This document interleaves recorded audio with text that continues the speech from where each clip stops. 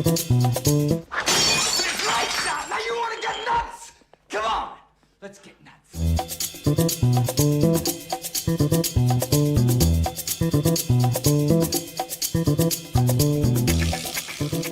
Hey, what's happening, everybody? I hit the wrong thing right there, but hey, it happens. What's happening, everybody? Welcome to Film Junkie Live. Welcome. Hopefully you guys had a good weekend. You know what? I forgot to adjust my camera. Hold on. Hold on one sec.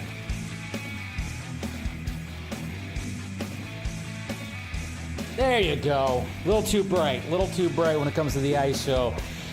Hit that like, thumbs up, guys. Do all the things. We've got some things to talk about. Not too much DCU news. Not too much news in general, but hey, I'm still going to ramble on because why not? So, anyways, all right. What do we got here? Who's out there? Talk to me. We got Mr. Ryan right here. Jason Momoa's Lobo looks perfect. Way better than Aquaman, even if Chris Pratt, is that what I said? That's awesome. Chris Pratt did try to play Batman. That doesn't not, he is Batman, okay? What's going on, Monique? What do you got for us today when it comes to food-wise? You got Salisbury steak and buttered corn in the house. I haven't had Salisbury steak in I don't even know how long. What's going on, Ghoul? Good to see you, bud. Cloned Avenger, I think Momoa is going to be perfect as Lobo. Do I wish the teaser had more of a punch to it? For sure. I also agree with you, Dave, that the lighting on these movies have been way off. I know, it's like, what the hell? I also think the first reveal photos have been weak for the new DCU. I would definitely call Snyder up, and I'll call Clay Enos up. What's going on, Kara Fan OF? Fear Jason, good to see you. Good to see you, my friend. Jason Aram, what's happening? Jacob. I've not seen the Supergirl trailer yet, but I'm still hyped for it. Superman was meh, but I think Supergirl will be special because of the novel, but also because Supergirl is just more interesting. Jeez. What the hell is this? Olivia Rodrigo. Oh, this is okay. Oh my God, Dave, literally so pumped for your show tonight. It's going to be such fun. Okay. I don't know. Like, we have two in there. They look like AI images. I don't know. I'm not. Anyways, you know how it is. You can't trust anything anymore when it comes to people out there. What's going on, Hardboiled? Mr. Eric. Bruce Wayne's not the first character that comes to mind about Pratt, but he has played darker and edgier roles before. You never know. Dave currently eating Cool Ranch Doritos, smart food popcorn. It's really good. Yeah, I've heard that stuff's pretty good, for sure. So, yeah, what's going on? We got the main man, Dano. We have AI chat. Probably. It's just a common thing nowadays. Common thing.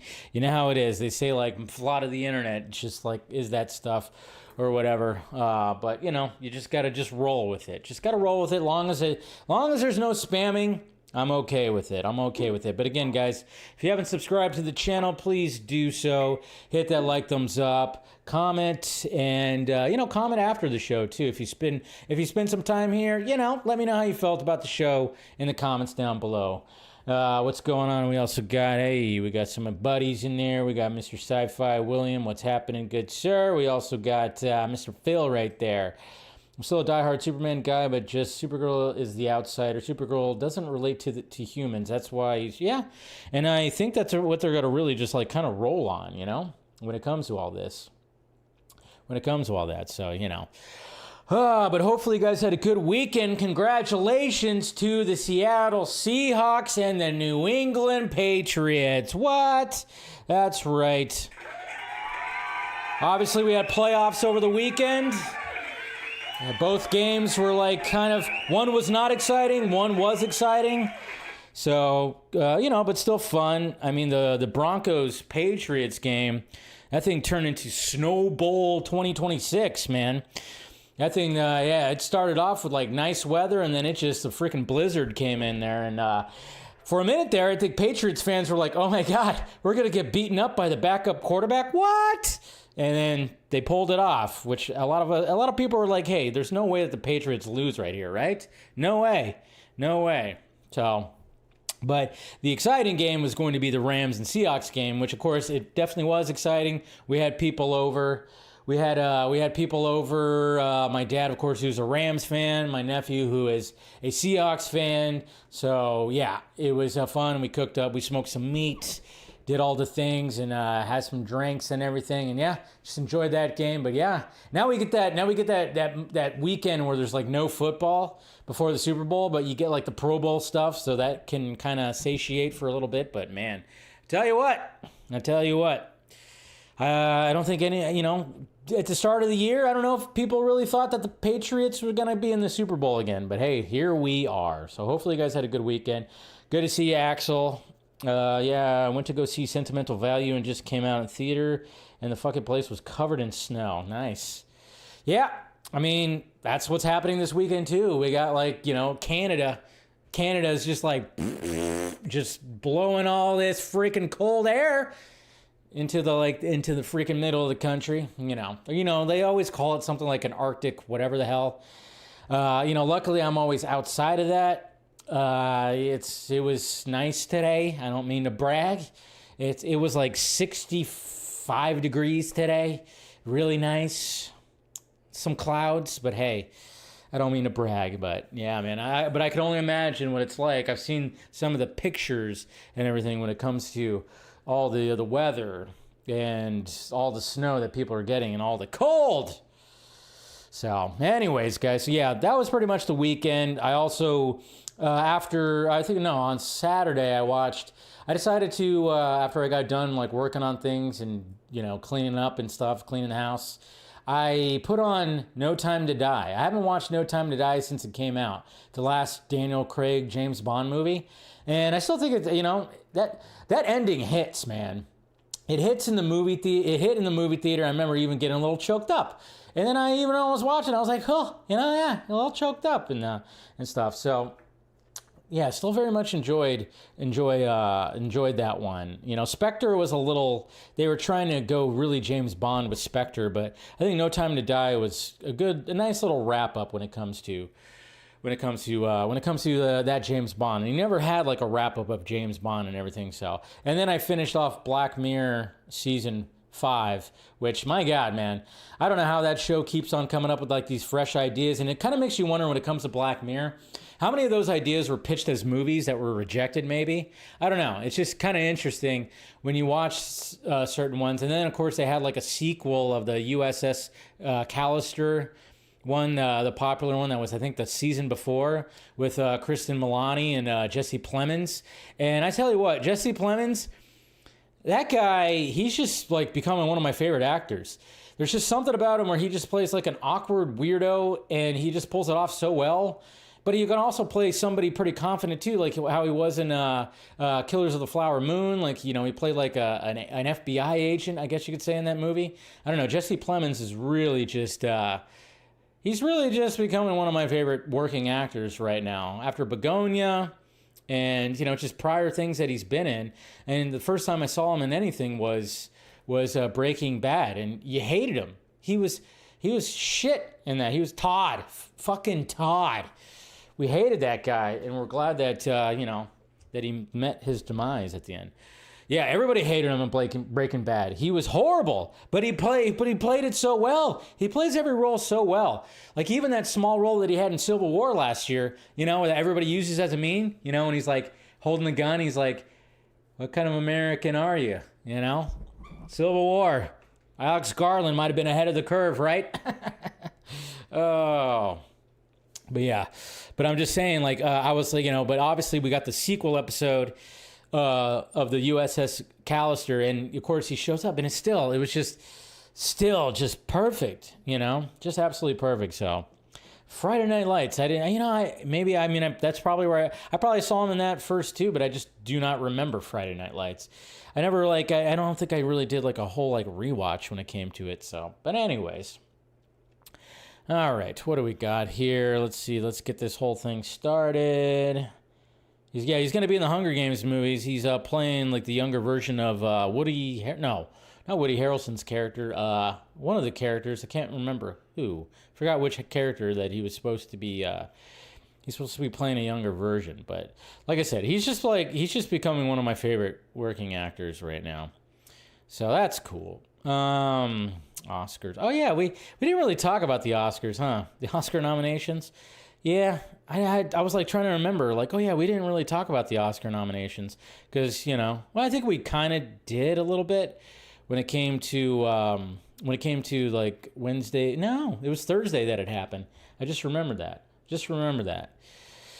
But yeah, the Oscar nominations did happen, and I was actually pleasantly surprised that Amy Madigan, who played Aunt Gladys in Weapons, she got nominated for a supporting role. What? I mean, it just shows you. She did a great job. And, I mean, she was creepy. She did a pretty fantastic job.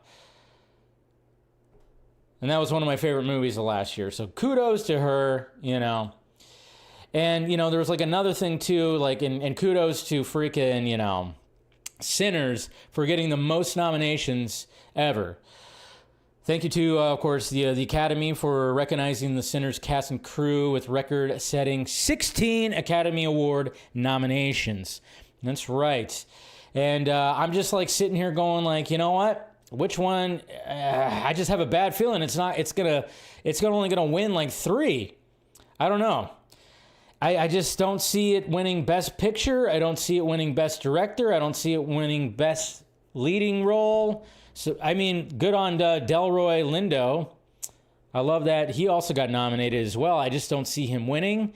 Wanmi Masaku, like, she also got nominated, and I just don't see it winning any of those, which, sadly, I mean, it could win for, like, maybe Best Original Score, Best Casting, for sure. I think Best Casting is going to. Maybe Costume Design, but I just don't see it winning any of, like, these right here, sadly.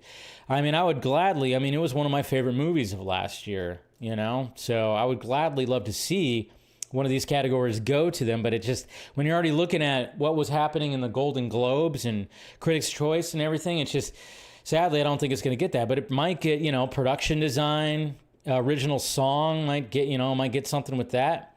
Maybe cinematography, but I don't know. It's just, it's going to be very interesting.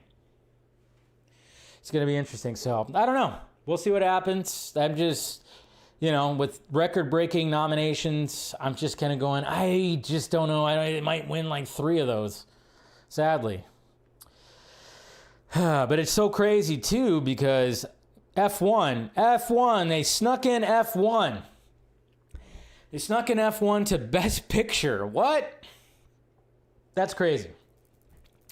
I'm not saying that F1 doesn't deserve it. It was on my top 10 list of 2025. I really enjoyed F1. It just doesn't feel like that type of movie, but I know they're trying to open it up to that. I mean, it has zero chance of winning.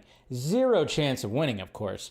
So it has absolutely no chance of winning, but it is kind of cool that they were like, hey, we got to fit one of the summer blockbusters in there. Let's put F1 in. We ain't putting any of those superhero movies in there. No, we're going to put in F1. So, hey, there's Mama Film Junkie. Good to see you, Mom. Missed you yesterday. Missed you yesterday for sure, but I know you had to pick up Anti-Film Junkie. And yeah, congratulations to your Seahawks. I'll root for them. I'll root for the Seahawks. Anyways, but good to see you, Mom. Love you. Still need to, yeah, you got to check out F1. Check out F1, and if you got a good sound system at home, Cloned Avenger, turn it the fuck up. Turn it up, because that will win Best Sound Design, for sure. That'll win Best Sound Design. But yeah, everybody tell Mama Film Junkie, congratulations. Her team is going to the Super Bowl. Her Seahawks. And Aura won last year for Best Picture. Yeah, it did. It wasn't my choice for Best Picture. It wasn't a terrible movie, but it was Anora was one of those movies where when I watched it, I went, okay, I don't need to watch it again. It definitely, I thought it was going to be a little bit more, like, intense, but I still really enjoyed it, for sure. So, but hey. And then we got Ben Affleck right here. Ben Affleck was talking about 2025 and how good the movies were, and he was speaking with Screen Rant in this little clip right here that they posted, and it's inspiring him to want to direct another movie. I think it's a spectacular year. for movies. There's so many good directors and writers, actors, and doing original stories. Original stories. Terrific stuff. These movies that have come out in the year have like inspired me, and maybe I want to do something. I want to do something like that. I saw Marty Supreme. I was like, I want to do something like that. So One Battle, I was like, I want to do something big, like One Battle. You know, that's what it's great. I was Marty Supreme shot. Jack Fisk, my God, like that production design, cinematography, and direction in that. Jack Fisk is amazing. Unbelievable. Every actor in that movie. Every actor. All the little like She is unbelievable. Oh my God. Incredible. I mean, even Guy Lloyd at the beginning of the movie, the thing is like, I'm gonna be your man, but I tell you what to do. Yeah. The way he looks at him, when it just feels like this is a guy really reckoning with the future he's going to. I mean, it's magnificent. It's just magnificent. You got Sinners. I mean, Ryan Coogler's great. Michael B. Just nobody more kind of magnetic than that guy. And I mean, he's really spectacular. I think Leo's great. I think this might be, my favorite performance of his in that movie. Sean, and everybody in that movie. Teyana's great. Everybody in that movie. Paul's a genius at the height of his career. It's funny because you read a lot of negative stuff. People are kind of focusing on imagined future negative events, rather than like just looking around and going, there's some great stuff that's being done. Because I promise you, in 10 years, people will look back and go, 2025 had bop, bop, bop, bop, bop. Exactly. It had bop, bop, bop, bop, bop. Somebody remixed that into a song. Ben Affleck doing the bop, bop, bop, bop, bop. No, but I mean, he's absolutely correct. I mean, 2025 was pretty magical. A lot of original movies and a lot of movies that hit at the box office, which was really good. And Warner Brothers, it's like, just funny because Warner Brothers has like the most nominations of all the studios, and it's like, really, you had to sell to Netflix. You really had to sell to Netflix.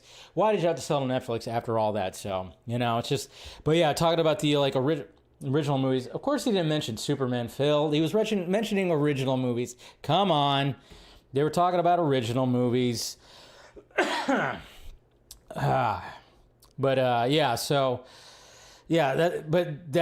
the main thing that I loved about that clip was that they were talking about how much of the original movies were there. Like last year even though it had, the big blockbusters and whatever that were IPs, sure, but the original movies that came out, I mean, that's what must have been like pretty, that's what's good, and that's what's focusing on. I know it's always we're always got to talk about superhero stuff, right? Either shitting on or praising on, but hey, come on. Let's see, we got all that, we talked about all that. Okay. Let's see, I don't need to talk about that. Keep going. So many things. Okay, here's something pretty interesting. Right here. So Jay Oliva, he's been feeling pretty Slay Oliva lately. He decided to. It's funny because Jay Oliva will come on Twitter every now and again, and then he'll put his 2 cents out there, and he'll say some things, and some of the things that he said in the past.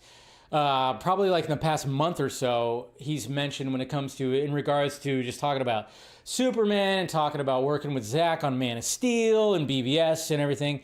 He's actually, he's mentioned a couple of times that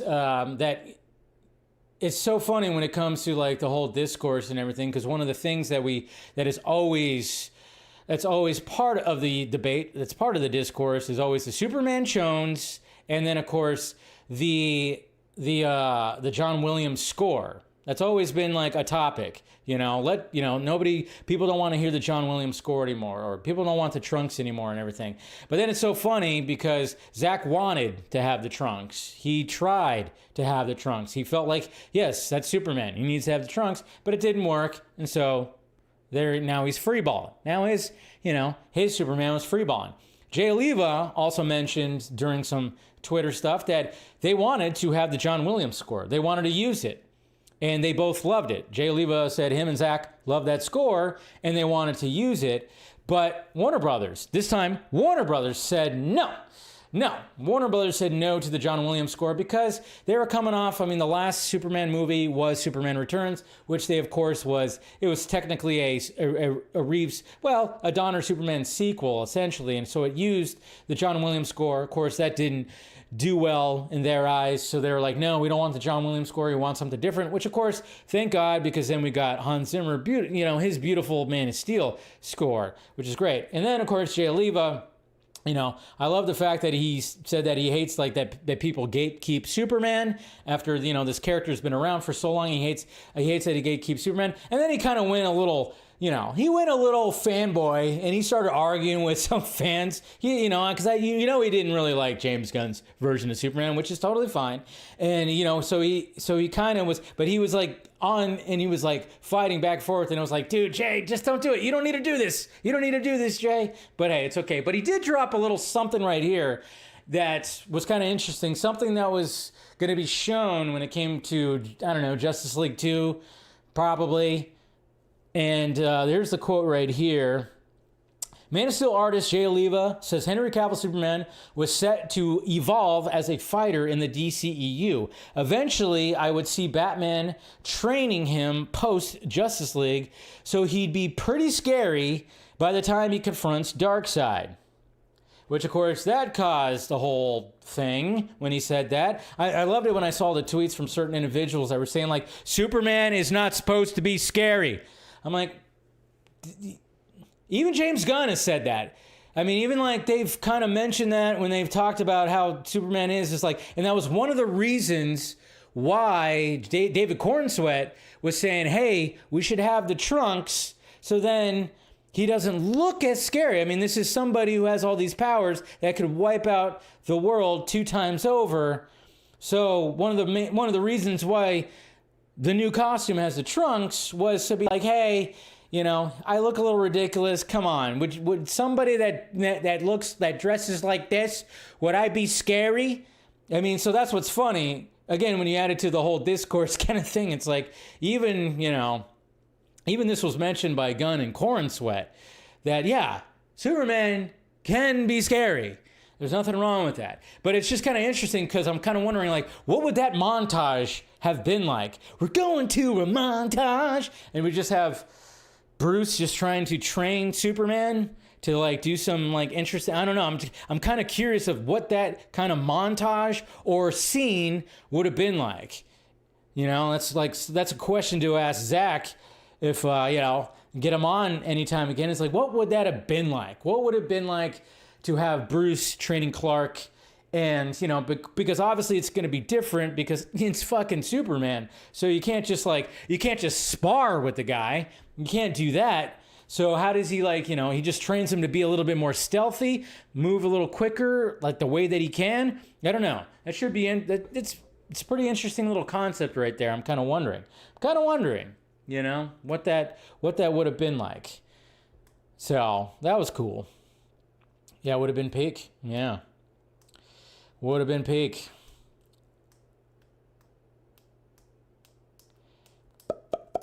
Superman. Oh, what the hell is this Chuck guy? Stop bringing politics to the freaking, to the super chat. Come on. What are we doing here? Stop bringing that.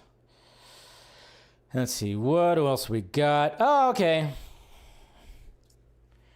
And then, of course, speaking of bullshit, hey, I don't know why I said that. Why did I say speaking of bullshit? Because I haven't been talking about bullshit. But guess who's at it again, guys? Cosmic Book News. That's right. Cosmic Book News.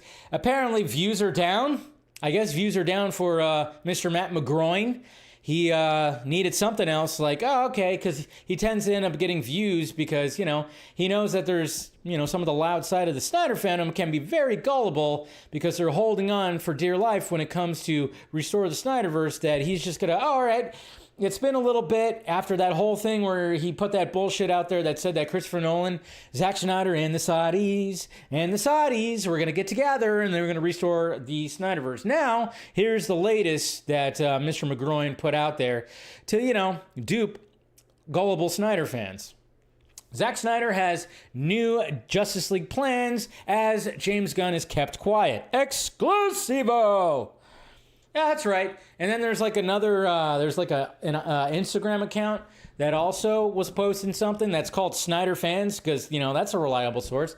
But yeah, they're saying that Zack is secretly the backup plan in case the movies, the DCU movies, flop this year, and then they're just going to pivot back to Zack. That's right. So Zack's just like, he's quietly sitting in the back going, and let's see what happens with this Supergirl movie. Let's see what happens here.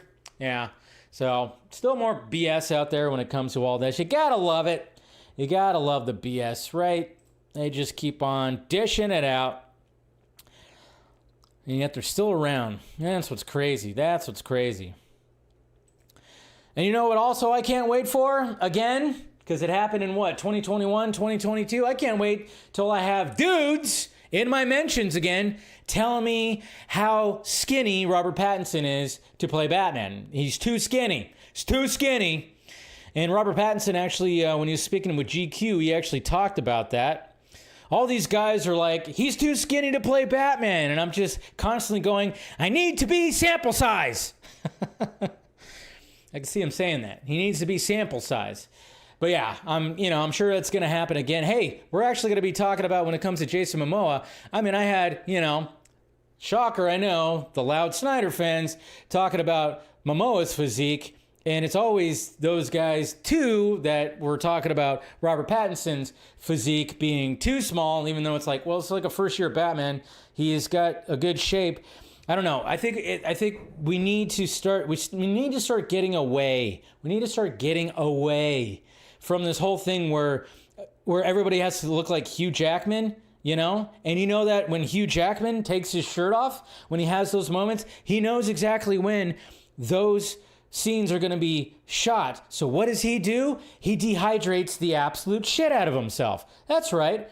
That's just a trick. It's a trick. When you have those certain times, they got to look, all right, we're shooting this day. You dehydrate, and then you do this thing that bodybuilders do where you're so dehydrated, and then you eat some sugar or carbs, and then your skin just goes like that. It even sucks in more. Jason Momoa actually talked about that when it came to Aquaman. He even said that he was trying to get himself to look, really good. And what did he do? He drank a Guinness. And those carbs just cause his body to be like that. But that's not healthy, and that's not normal, okay? Let's make it a little bit more normal. I thought Robert Pattinson's physique was like, that's normal. That looks, he's in shape. He's in fighting shape. That's funny. But I can't wait for that again.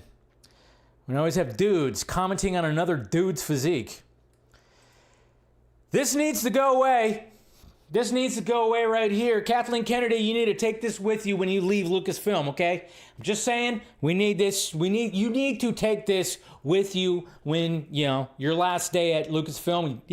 I'm not one of those that's going to fully shit on everything you've done, but this decision right here to greenlight this, you should just take it with you because I have a feeling that a lot of people don't want it. Taika Waititi says his Star Wars film is in development at Lucasfilm will harness a little more of the fun from the original films. The stakes are very high, and there are serious things going on, but there's also a lot of fun to be had. No. We don't need it. We don't need it. We don't need it. We don't need a Taika Waititi Star Wars. I thought that thing was canceled. Let's get rid of it. Let's get rid of it, okay? Kathleen, just take it with you. Just take that script with you and dispose of it, please. I just don't know. I just don't think anybody wants to see that. Not many out there want to see that. Ugh. And then Halle Berry is just kind of doing her little thing too, and it's obviously we got Avengers Doomsday, and she has not been mentioned that she's in Avengers Doomsday, but then she posts this a couple of days ago, thinking about her, and then of course you see the hair, and I think she's kind of again hinting that yes, she's thinking about her because Storm is definitely coming back. Definitely coming back. Come on. Is there any doubts? No, there's not. There is not. All right. What else we got? Okay. Oh, okay. Check this out. You guys know I'm a sucker, of course, for good fan art, good poster art, because sometimes, these artists, these artistes out there, they end up making better posters than what the studio produces. But, we got Boss Logic right here, and, I think he's actually made studio posters, but he made one for Spider-Man Brand New Day, and it's gorgeous. Look at that. Look at that. Kind of I would say this is homage. This is homage-y. This is really, it's paying homage to the first Spider-Man, Raimi Spider-Man posters. I have one of them. I have the rare one, the one that they took down that has the Twin Towers reflected in his eyes. So looks like Boss Logic was like, yep, I'm gonna take those kind of vibes. And what's great is Mr. Crinton, I forget his full name, but Crinton, the guy who did Shang-Chi, he even said in an interview that this Spider-Man's going to be kind of like a reset into the tone of Spider-Man. It's not going to have that similar tone that Mr. Watts was doing over here with that little trilogy, which is totally fine. It's going to be a different tone. So I think it's going to be more of a rugged tone, hopefully. And I think that poster right there, I think that'd be pretty good. That'd be pretty good. Use that poster.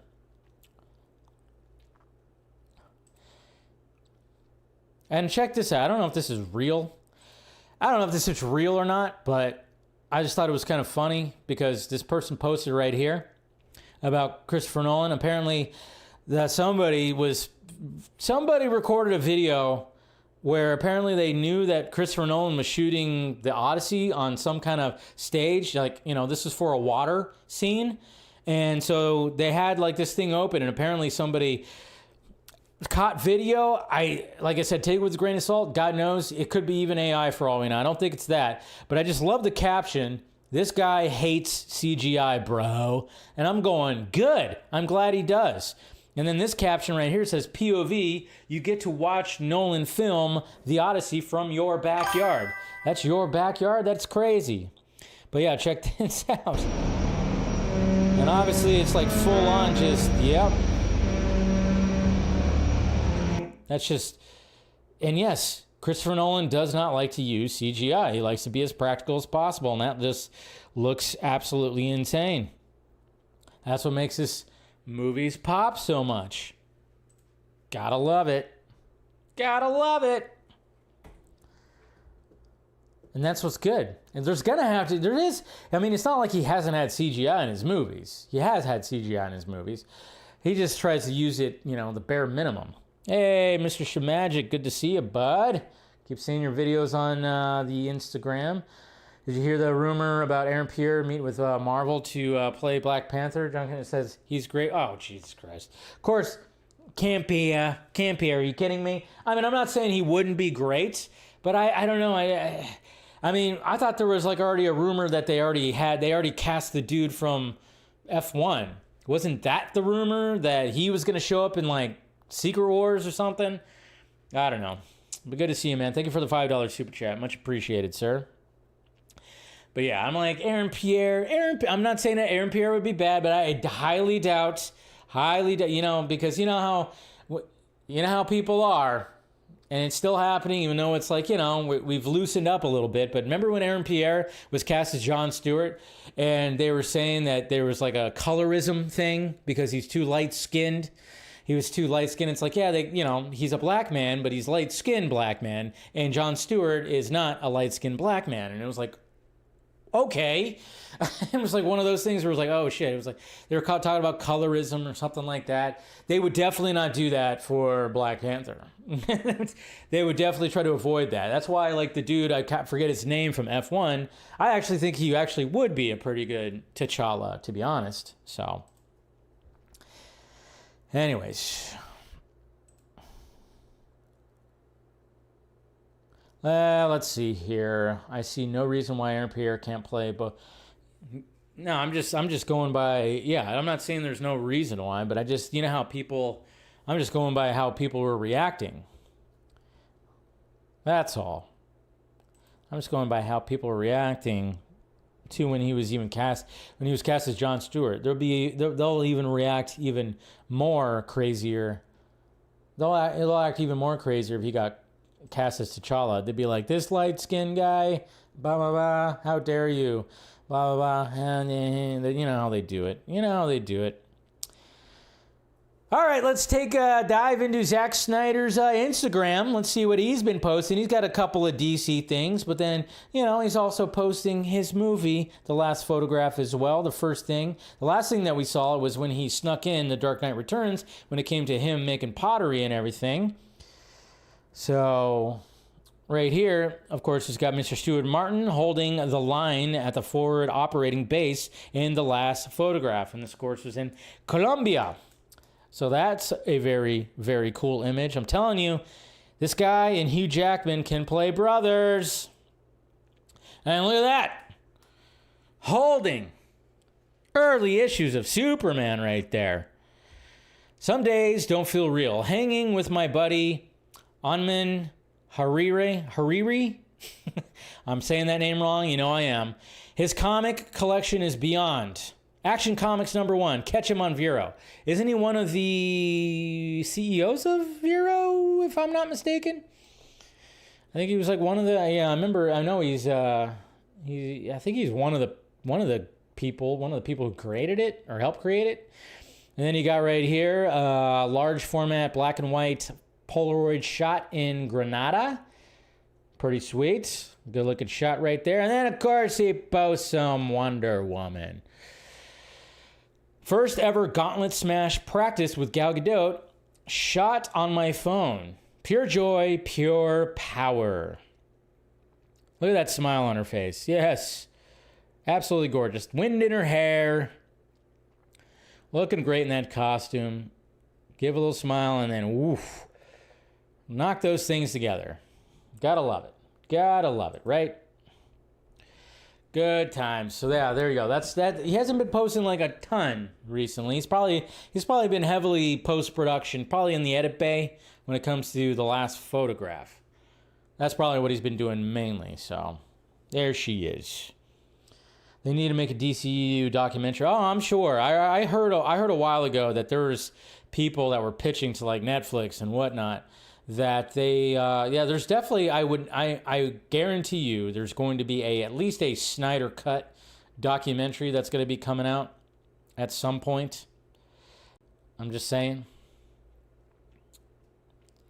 Did you guys see this Alex Honnold climb? The free climber, the free, whatever they call that, the free, whatever, free climb, free, whatever the hell they call it. But Netflix, they were doing a live thing where this dude was going to be climbing in Tempai, 101 stories.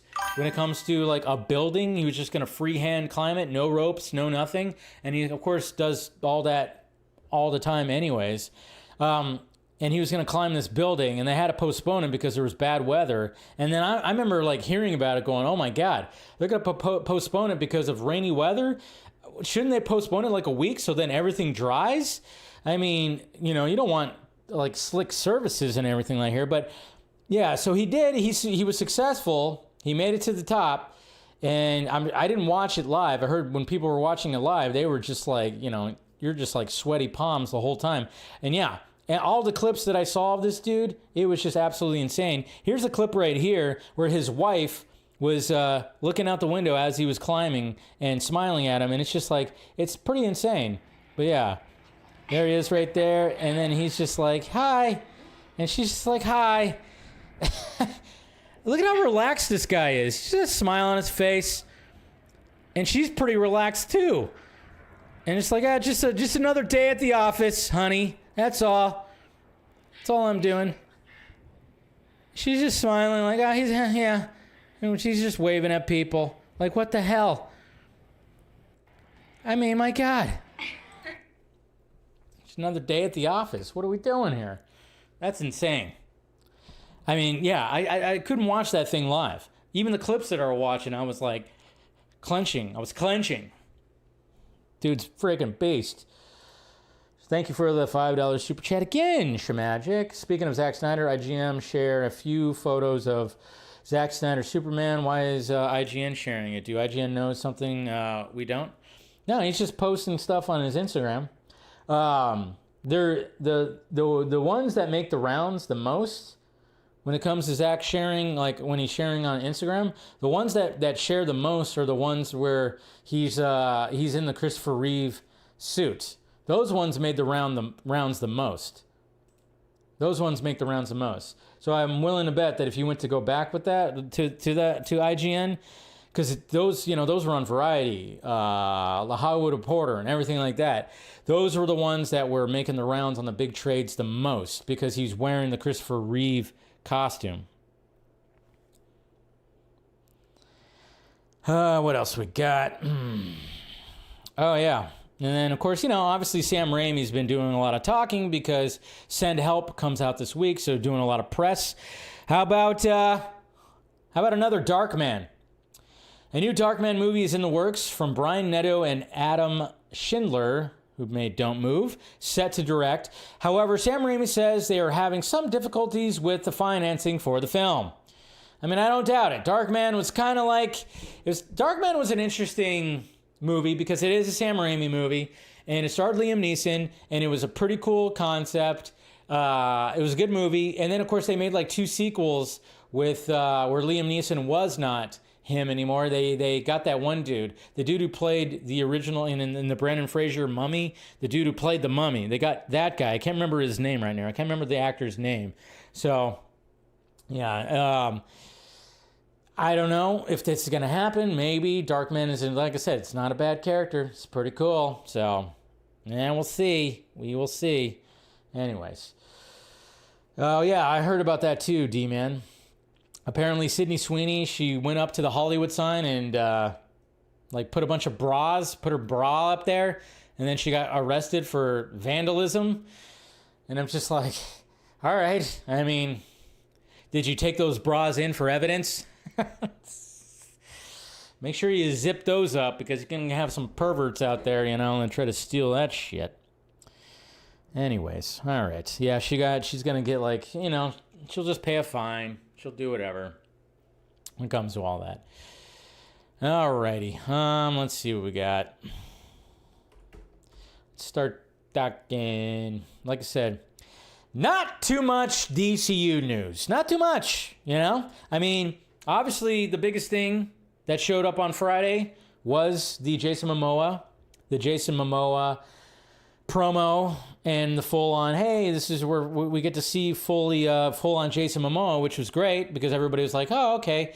We only saw one little shot and wasn't lit up that well, and now we get to finally, see them. And of course, we saw the promo, which we don't need to watch it again. I showed that when it came to the Vodka stream, the opening of the Vodka stream. I already did all that. So, other things before we start diving into the reactions of Lobo, because there was definitely reactions. And I got some in my feed, and it was just kind of like, Jesus Christ, the way people are now when it comes to these superhero movies and, obviously the discourse that's out there. So let's go ahead and go through some of this stuff right here, some of the other things that was maybe overlooked besides the Lobo stuff. Let's see. Obviously, okay. So let's see where we're going to start right there. I already had that. So the first thing is Chris Pratt. That's right, Chris Pratt. Let's see, where's this at? Let me pull it up right here. Taxes. Oh, got an ad. Not my ad. Don't worry. Now Let's taxes see. is an open door. Yeah. So we got Pris. I keep on. Why do I keep on saying Pris Pratt? Man, what is going on with my dyslexia right now? I tell you. Chris Pratt. A lot of people have even said that he should be Batman. And I say, no, he should not be Batman. Okay? He does not fit as Batman. Does not. I mean, obviously, Chris Pratt's probably going to show up in the DCU in some form. He's going to be some character. Who that character is, God knows. God knows who that character is. Could be something small. Could be like a little cameo, and that's it. Could be nothing. So when people start saying, oh, hey, what about Batman? I'm like, no, Chris Pratt does not fit Batman, okay? He does not. He does not at all. And I've even seen people, I even saw people recently like going like, I think he'd make a great Batman. I'm like, what the hell? It's the same thing with Glenn Powell. I don't see Glenn Powell as a Batman. Glenn Powell maybe can give us some Bruce Wayne vibes. That's about it, though. Like Chris Pratt doesn't even give Bruce Wayne vibes. But here he is right here talking about, basically, talking about the DCU. I don't want to hear about the others. You know what that character, right? Is there a character you have in mind that he has in mind that you're kind of zeroing in on? No. I mean, I can say I always try to lead with mystery because I think it would be amazing to be able to do it. But if I'm being honest, no, I don't think so. I think there's some that I think I could play, and he probably feels the same way. But it's there's nothing. I'd like to be mysterious and lead people on a little bit, but in all honesty, I don't know what that character would be. I would love to work with him again, though. Is your jawline and growl good enough for Batman? Do you have Batman in you? I sent a picture of myself with a Batman mask on. It's a little aggressive. To James. And anything else, or were we just wearing the mask? It was actually, I did it in Photoshop. And he just said, haha. Did you really? So, I think it's safe to say I'm not going to be Batman. Okay. Yeah. Cross one off. There are many others. I don't know how to do it anyways. There's been so many Batmans. Like, what do you do? Like, I don't know that I would... Right. You know what? I don't want to do it anyways. No, I don't... It was never an option. And also, I don't think I would be right for that. And I don't know how to play that because it's like... Even the choice made by Christian Bale to do that voice is now seems like it's self-parody at this point a little bit. Yeah, and I think you have to just like completely find a brand new way to reinvent it. Hi, I'm Batman. Just like a Mickey Mouse kind of. Right. I'm Batman. Yeah, I don't know how. I don't know if they do that. That's a really tough. It's tough because one beautiful thing we had going for us with Guardians of the Galaxy was I was the first iteration of that character on screen. Yeah. You're always going to be compared against the people who have played the character before, and so like eventually it becomes almost too hackneyed to be able to make. Yeah. And so that's a tough gig for anybody to get. There are some actors out there that I think could do it really well, though. There you go. Yeah. I mean, that's it's gonna be an interesting time when someone says, "Not my Star-Lord." I mean, that's just gonna be interesting. I mean, we're definitely getting that when it comes to Wolverine, Iron Man. We've already kind of got that with Captain America because, he passed the shield down. But, I mean, Marvel's going to start getting all that, with the X-Men, with new X-Men coming in because, I mean, DC's been suffering through that forever. Not my Superman, not my Batman, all that. So, but it was kind of funny that, he sent him like a picture and he just said, ha. So, yeah. But, yeah, get that out of your heads, people who are actually supporting that. Chris Pratt's not going to be playing Batman. Now, let me know who you think Chris Pratt could actually play. Who could he actually play? Who do you think he could? And then, of course, we have Tom King, of course, talking about Amelia Alcock, who embodies Supergirl. She's the absolute embodiment of Supergirl, Otto Binder's original Supergirl, and the Supergirl Belliquous Evilly and I put together. I'm saying the names wrong. I know. She shines in the role. So yeah, Tom King's been doing a lot of talking as well when it comes to all of this. He even talked, of course, about Lanterns again. Tom King on working with Chris Mundy, Ozark, and Damian Lindelof, Lost, on Lanterns. The three of us created this show with every intention of making a superhero show worthy of a Sunday 9 p.m. HBO series. Worthy of that time slot. And that's what's so funny. Because even in the age of streaming, we're right back here to appointment viewing, right? And that's what HBO always had. They always had that 9 o'clock spot when it came to HBO for like series. I think Sopranos, Game of Thrones. I mean, it was always like Sunday night. So then Monday morning, you get that water cooler conversation at work. When it comes to, you see the episode last night, we're right back there. Isn't that crazy? Streaming you just put it on and no, you still got to wait week by week. We're back there. So pretty cool, I guess. We already talked about that. And let's see. And then, of course, a bunch of Lobo stuff. And then, yeah. Robert Pattinson confirms the Batman 2 is gearing up to film soon and will run through November. I did another movie called Primetime, then I'm doing another one, and then basically the second I finish this, I start doing Batman 2. I know I'm working basically till November next year. So that was an interview, from last year. He meant this year. Just to clarify, he's not working for a year and a half. But it begs the question, if this starts filming in March, April, May, June, July, August, September, October, November. Matt Reeves, DC Studios, are we filming back-to-back movies here? Are we doing that? Because that's what a lot of us, me included, we're kind of going, why don't they just do that? Just film the rest of the trilogy, just back-to-back. One big movie, and then divide it up. Is that what's happening? I don't know. Maybe the words are taken out of context a little bit, or maybe he was basically saying he's working through November because he's got another project after the Batman 2. I don't know. It's just kind of interesting because a lot of people are like, well, wait a minute. That's quite a bit. And if they're going to start filming in spring, like April, even May, you're talking about 6-7 months. That's a long time. But I know these movies can take a long time, but I don't know. It's interesting, man. I don't know. It's very interesting. Anyways. Man of Tomorrow is heading back to Cleveland. Good old Cleveland rocks. It appears Superman is taking the flight against Brainiac back to Cleveland. Man of Tomorrow has recently applied for Ohio motion picture tax credits under the working title Exodus. If approved, Cleveland will once again serve as Metropolis. Which, yeah, it should. You already have that, just like when it came to Zack's Metropolis, that was Chicago, as well as Nolan's Gotham City was Chicago. So, you kind of want to keep the same thing. You want to keep the same look. So naturally, it does, that totally makes sense. And again, they're, of course, applying for tax breaks. That's what they do. This is why, with the whole discourse about budget versus box office, nobody's ever going to know officially how much it either made in profit or lost.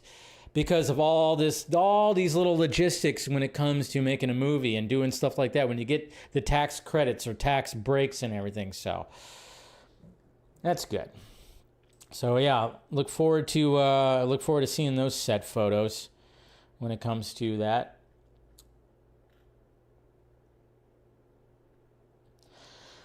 And then now, we've been talking about Sam Raimi. Sam Raimi, of course, is promoting his new movie, Send Help, which I'm very much looking forward to. I'm a big-time Raimi fan. He's got my favorite horror movie, which is The Evil Dead. And here he is talking to comicbook.com when it comes to him possibly, maybe joining the DCU to make a movie for DC Studios. I hadn't thought of any. I love Batman, Superman, The Shadow, which for a time was a DC character. I don't know anymore if it is, but I love their characters. And if it had a good character story and not a retread of things we've seen, I would love to. I hadn't thought of. Paging Jimmy Guns. Hey, if Andy Muschietti's not going to be directing your Batman movie, I'm just saying. Let's get a little Sam Raimi in there. And what's funny is I saw this right here. Somebody was spamming the absolute shit, I guess on Threads right here. Sam Raimi said he wants to make Batman. And look at all the spamming. And James Gunn's like, doesn't mean you have to spam. Sam Raimi said he wants to make Batman. Sam Raimi said he wants to make Batman. Sam Raimi said he wants to make Batman. Sam Raimi wants to make Batman, Jimmy Guns. Give it to him. That'd be pretty fucking crazy if that was the case, right? Wouldn't that be, a Sam Raimi Batman would be crazy. But what he also said in there, too, was the Shadow. Which, Batman-esque. And then I kind of went, well, fuck, now I want Sam Raimi to make a Shadow movie. You know, I love that. I watched the 1994 Shadow movie like crazy. I love that movie. I remember picking up a couple of the books. But yeah, I was surprised that they didn't like make any more of those movies. And I'm going, hey, I kind of want Sam Raimi. I mean, if he's not going to join DC Studios with that, hey, have him make a movie of the Shadow. Why not that? I'm all about that. I am all about that.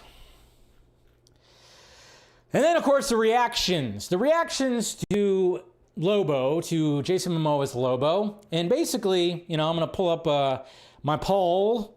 I'm going to pull up my poll when it comes to Lobo. But naturally, we had all kinds of reactions. But yeah, let's go to the poll I posted first when it came to, you know, now I wanted to gauge people's reactions when it came to this. Naturally, it was going to be, you know, there's going to be a discourse. I saw a lot of people just like, oh my God, I love it. Straight out of the comic book. It's perfect. He's perfect. And then, of course, I saw a lot of people like going like, of course, doing, I already kind of talked about it on the Vodka stream and even in my video when people were like, it looks like cosplay, which I think that is such a weak argument because everything is cosplay first off. And, you know, and sometimes cosplay looks better than what's in the movies. So it's just, you know, come up with something better. Come up with a better criticism besides cosplay and CW. Like, just use your brain. Do some actual constructive criticism as opposed to just being an angry fanboy, you know. So the poll that I ran right here is, you know, it's got pretty hefty votes. Now that we got a full look at Jason Momoa's Lobo, how are you feeling about it?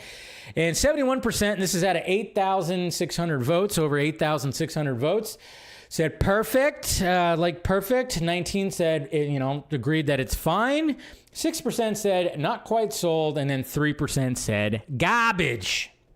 So at least when it came to that poll, people are reacting very positively, and I've seen more positivity. But like I said, there was going to be, and you knew it was going to happen. And I saw this tweet right here on my For You side, and it was just kind of like, what are we doing here, guys? And you knew it was going to happen. And it's just, you know, the loud side of the Snyder fandom, because obviously when you have Momoa, I mean, I saw people, you know, when it came to the promo, they were totally misinterpreting, you know, when it came to what he was saying, that finally, it's like, do you guys not realize? I mean, Jason Momoa, literally, when he got the call from Zach about having a role in this universe, he thought it was going to be Lobo. He did not think it was going to be Aquaman. He was like, what? Like, he was just as surprised as we were when he got cast. And it ended up being a fantastic Aquaman. Fantastic Aquaman. But yeah, I saw this tweet right here. Seems like he doesn't even need to work out anymore. DC doesn't care, and neither does he. Snyder gave us an iconic Aquaman and shaped him into one of the best in DC. Now Gunn just covers him in body makeup and draws abs on his belly. That movie will be so much worse than 2025. And then, of course, this is coming off of this right here. I like Jason as a person. It's like, I like Jason as a person role, but why didn't he get ripped for his dream role? They literally drew abs on his pot belly. That's right, pot belly, guys. Jason Momoa has a pot belly, and he's too on the nose casting. It's like casting Bryan Cranston as too on the nose casting. So it's his dream role, too on the nose casting. You cast too good. You're too good. He is way too good for this role, guys. And Potbelly. And again, I'm just kind of going, do you guys want to show a shirtless picture of how you look? He's out of shape. And it's not the first. I had somebody in my comments when I posted my Lobo video that was even saying that he was out of shape. I'm going, I mean, 100% that. Are you kidding me here? 100%. Oh, now we're going to talk about Jason Momoa's physique. Okay, guys. Remember when there was like a image going around of Jason Momoa on the beach and they were claiming he had a dad bod? And it was like, that's not a fucking dad bod. He's still very much in shape. It's like, yeah, he's not peeled. And again, this is where I go back to this whole thing, and I again blame Marvel Studios for the whole superhero or comic book movie shape, where it's like everybody needs to be absolutely dehydrated and peeled. And what did I say when it came to Jason Momoa in an interview when he was doing his Aquaman scenes? He was trying to get himself to look super shredded, and he couldn't quite do it because he was like he was dehydrating himself, and he was just not eating any carbs, and he decided to down a Guinness, and then his skin went like that, just sucked in, and then all of a sudden we got those shots. And it's like, does Lobo need that? Does Lobo need to be absolutely just peeled like that? No. He still looks great. His arms are huge. He's still got a lot of definition. He's still in better shape than you and I put together. What are we doing here? Why? I mean, again, like when it came to the Robert Pattinson stuff, that he's too small to play Batman. And Ben Affleck, no, that's a man. I'm like, just come out of the closet already, guys. Just do that. Stop talking about other dudes' physiques. This whole thing that they need to just be absolutely, I mean, listen to bodybuilders when they get into that peak shape, when they're all like peeled like that. It's not healthy. There was a UFC fighter that had to drop a bunch of weight. It just happened recently. After he got off the scale, he passed out. It's not healthy. Rant over. It's just funny. It's his dream role. But I know, I saw that, and I was like, you got to be kidding, guys. And of course they're going to be turning on Momoa. Of course they're going to be turning on Momoa. It's just the way it's the way it is, right? It's the way it is, sadly. And you know what? And like I said before too, I was like, I actually commend Gunn for not putting that as something that needed to be there. I mean, we got so used to every time somebody got cast, they got, and then, of course they're gonna have the shirtless scene, and they have to, get kind of oiled a little bit. They get dehydrated and they look fantastic and whatever the hell. I mean, again, I don't know why Paul Rudd needed to have a six-pack in Ant-Man, and they had to show that. There was like no need for that. I mean, I get it. Like with certain characters, sure, maybe, fine. And then I expected to see David Cornsweet without his shirt on when it came to Superman for all that work, and he didn't. And I was like, wow, I commend you for doing that. And then of course they go like, oh yeah, all that work only to be covered up. I'm like, no, he still has to look like Superman and be big. He's still got to fit the fucking role. It's not all about vanity. It's not all about just showing like, hey, look at me walking around. I mean, I still don't even understand why Nicolas Cage had to get super shredded to play Ghost Rider. He was a fucking skeleton. And he had to get in super shape. So, because he had that little towel scene when he's like walking past the towel and he's like doing doing his Nicolas Cageisms in there. But he's out of the shower. But, like, oh yeah, I just got out of the shower, so I'm wet. No, you're covered with baby oil. That's what it is. To make your muscles look a lot sharper, which I get. It's fine. But I'm like, why does Ghost Rider need to be super shredded? Just have a good shape. Just have a good shape. Hugh Jackman in the first X-Men movie was fine. But then, ever since then, it's always just like, I gotta show all my veins. I don't know. That's just me. Am I glitching again? Of course. It's always like after an hour, right? After an hour, it's all getting messed up. Why? It's always like with the first subject. I don't know, did I kick my router?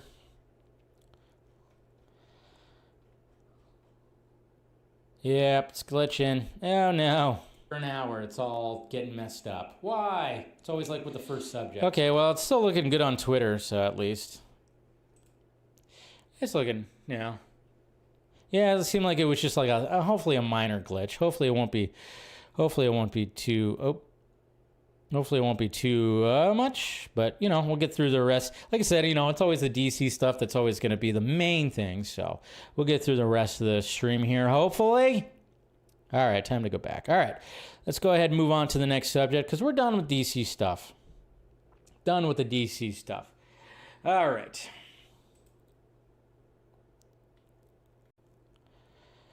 Let's see right here. Okay. So we got bad news. Guys. when it comes to Sam Raimi, and we had hopes because not too long ago, Sam Raimi did, I forgot exactly what he was promoting. I think it was like maybe a year or a couple of years ago. It was on a red carpet. Maybe it was something he produced or something. And people asked him, especially after Tobey, obviously came back for No Way Home. A lot of people were kind of hoping that maybe we would get like a fourth Spider-Man movie with Tobey Maguire and Sam Raimi reuniting and kind of just seeing where everything's at. And he actually pitched an idea of like, he actually was like kind of had an idea of like, and what was that idea? Let me pull that up right here.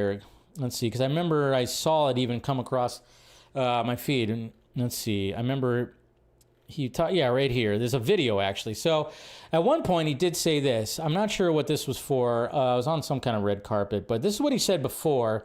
And this was this was like last year. This was from The Wrap. So this was actually not too long. It wasn't even a year ago. I think if we were to make a fourth Spider-Man film, we'd probably have to figure out the journey that Tobey Maguire's character would be going on and what obstacles he had to overcome to achieve that growth personally. And I hope that the villain would be chosen based on a representation of that obstacle. Have you thought of what that obstacle would possibly be in your dream world? I haven't, because I'd have to know what the next thing that character has to learn. I'd have to talk with Tobey and the writers and really figure out what his personal growth for this episode would be. Is there a future with Sam and Marvel anytime soon? I don't have any plans, but I would love it. Oh, he would love it. But sadly, he was speaking with Screen Rant right here, and he changed his tone on that one. With the franchise following a new artist and Holland and immerse audiences really into his story, Raimi further opined that it wouldn't be right for me to go back and try to resurrect my version of this story. Instead, the director feels he's had to pass the torch happily and honored to have had it at one point, praising the character and his comic book history. So that's what he said right here. Stan Lee's great character that a bullpen of writers in New York at Marvel had come up with stories for. He created the character, but so many people contributed, so many artists, that for a brief time I was handed the torch to carry on after 40 years of Spider-Man comics. And then after my 3 movies, I handed the torch off to someone else. And I think they've got to keep running with the storyline and the audience that is now following the torch bearer. Maguire's return as Peter Parker, of course, and all that. While Maguire had taken an acting hiatus for years, Garfield, of course, blah, blah, blah, blah, blah, blah, blah, blah, and he said all that stuff, and he had like one more little quote, which I don't really see right now, but essentially what he was saying, I don't know where that freaking, but, let me find the actual quote. The quote basically was saying, like, Peter Parker and MJ have gone elsewhere. It wouldn't be right for me to go back and try to resurrect my version of the story, basically. That's what he said. So, there you go. What else could he do? I mean, yeah, it was a long shot. I mean, I don't think Andrew Garfield's Spider-Man 3 is going to end up happening either. I think they're good. I think both of them are going to show up in either Doomsday or Secret Wars, 100%. But, yeah. For sure. What do we tell you? I got some kind of something... I saw that was a weird one. This guy said, Paul is not he's just talking shit. Good for you. You are a great butt. What? Okay, yeah. Thank you, Axel, for getting that guy. So no, Raimi, Spider-Man 4. It's fine. I totally understand why he does that. That's why we got to get him to make a Batman movie. Or that Shadow movie that he even spoke about. Why not? Go over to the DCU, Sam Raimi. Like I said, I'm a fan of Multiverse of Madness. I really like Multiverse of Madness. I don't care what anybody says. Multiverse of Madness, I really enjoyed. All right, let's talk about the box office. Who went to the movies this week? And, of course, you guys saw that I went and saw Mercy. And, I liked it. It just, it felt like a streaming movie. But I still really much enjoyed it. And, well, it took over the box office from Avatar, Fire and Ash. Not by much. And obviously Fire and Ash is kind of just like simmering down now. But, yeah, Mercy took the number 1 spot. Didn't get played too much internationally. So it's at 11.9. I'm sure this movie is going to be on I'm sure this movie is going to be on Amazon Prime in probably in a month. So, like I said, it does very much feel like a streaming movie. I still enjoyed it, though. Still very entertaining. Rebecca Ferguson, can't get enough of her. And then, of course, we have Fire and Ash that got bumped to second. It reached over $1 billion international. Crazy, right? $1.4 billion it sits at. So, awesome. And then, of course, the other $1 billion winner, which is bigger than Fire and Ash, $1.74 billion for Zootopia 2. That's where that sits right now. And naturally, there's already a sequel in the works. The Housemaid, number 4, which this one's taken the world by storm. It's getting that niche audience that has to do with adults, especially women. That niche audience, and they already announced this sequel, and that's at $220.6 with a $35 million budget. Not too shabby. And then rounding off the top 5, A24's Marty Supreme, which is one of my favorite movies of last year. And it's basically one of their best movies that they've ever had. And it's sitting at $109 million. And of course, it's getting all that awards recognition. And then nobody really cared about Return to Silent Hill, right? I remember watching the original one. I watched Jeremy John's review of Return to Silent Hill, and I was like, ugh. Yeah, he shat on it. He said it was pretty bad. He said it was actually worse than the movie that came out 20 years ago. And it's by the same director. And yeah, I remember hearing about the movie, but I had no idea it was coming out this weekend. And apparently a lot of people just didn't care to see it. So yeah, I don't know what you guys saw this weekend, but yeah, hopefully you guys go check out the Raimi's movie, Send Help. That one's getting rave reviews right now. A lot of people are giving rave reviews to Send Help. I think it's at a 90-something% on the Devil Fruit site. Let's see, because they released all that today. Where is it at? Oh, do they not have it posted yet? Let's see. Send Help. Send Help. Yeah, they're 93% right now. 54 reviews, 93%. So Send Help. Yeah, critics are liking that one. So Sam Raimi, man. Don't bet against Sam Raimi. He's one of my faves. That's why he's Sam frickin' Raimi. All right, let's go ahead and round up the topics of the show. Davey Ellison. Oh, this spoiled little fucking brat. This guy, I mean, I'm sure Zazzy Pants is like, can this little fucking pipsqueak, can he just get off my ass? Like, dude, back up. You're standing on my dick. It's a line from Airheads. Yeah, that's right. It's a line from Airheads. Watch Airheads if you haven't watched Airheads. Anyways.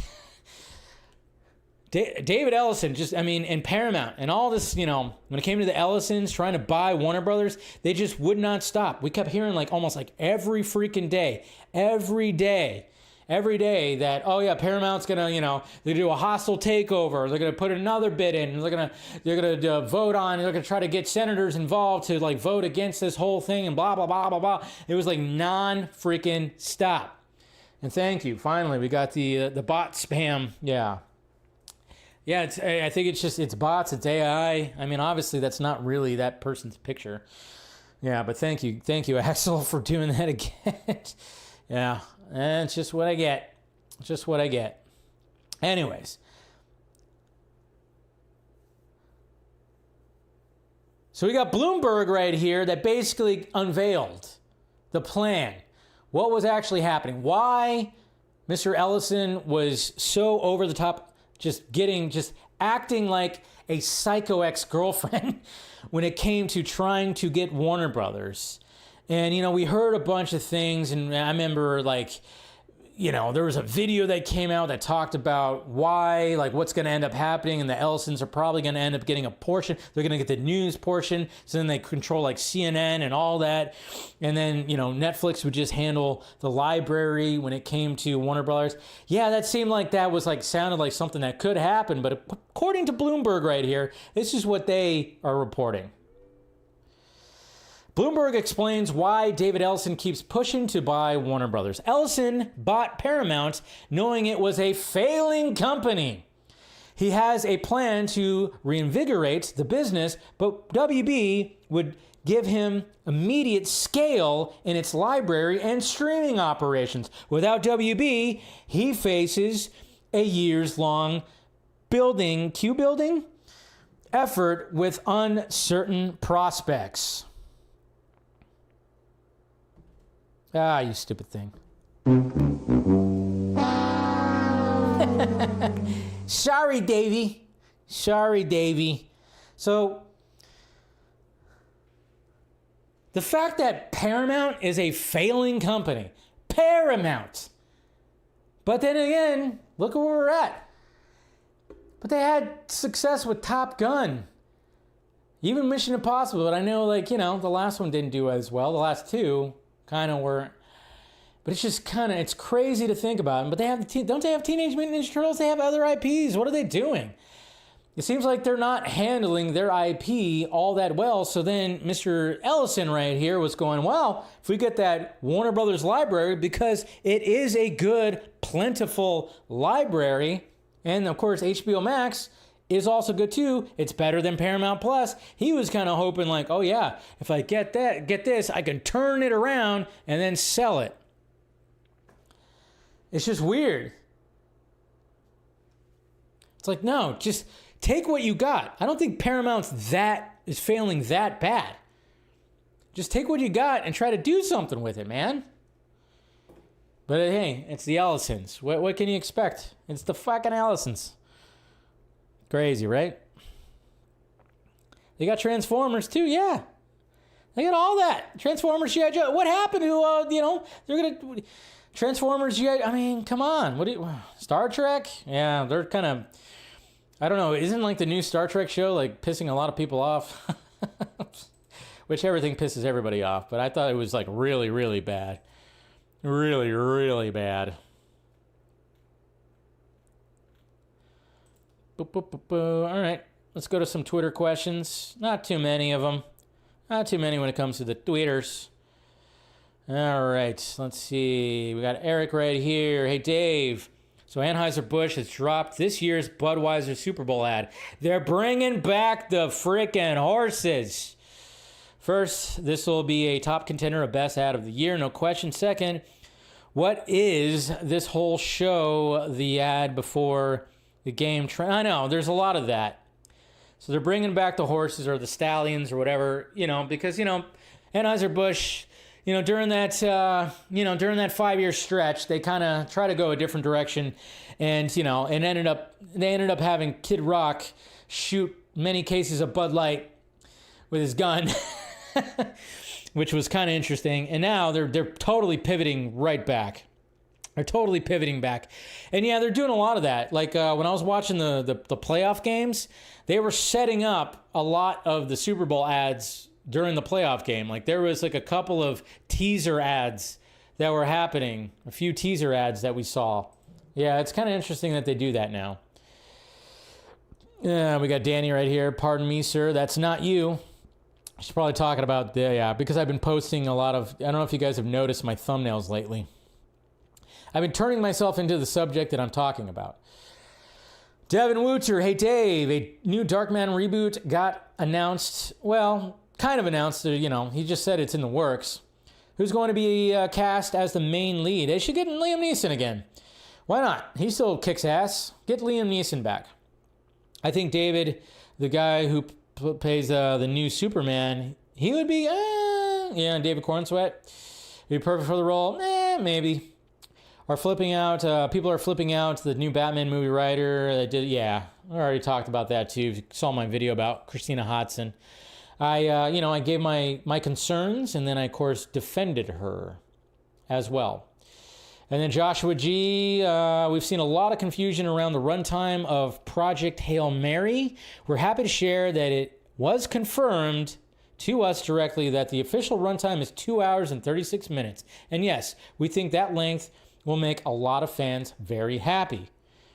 Yeah, there's a lot of buzz about Hail Mary. I heard some buzz already when it came to Hail Mary. So, Yeah, so I'm actually very much, that's one of the movies I'm very much looking forward to is Project Hail Mary. It looks pretty good. I haven't read the book. Maybe I should read the book. I know Scott has read the book, and he kind of told me about it. So, yeah, maybe we'll do that. And you know what? I did, since, hey, Jacob, you're out there, and I don't know if you saw this, but last week you were the executive producer of the streams. And I goofed, and I forgot to pull a new name from the Patreon. So, hey, you'll be the executive producer again this week, because I don't think you were around last week. Wrong one. There you go.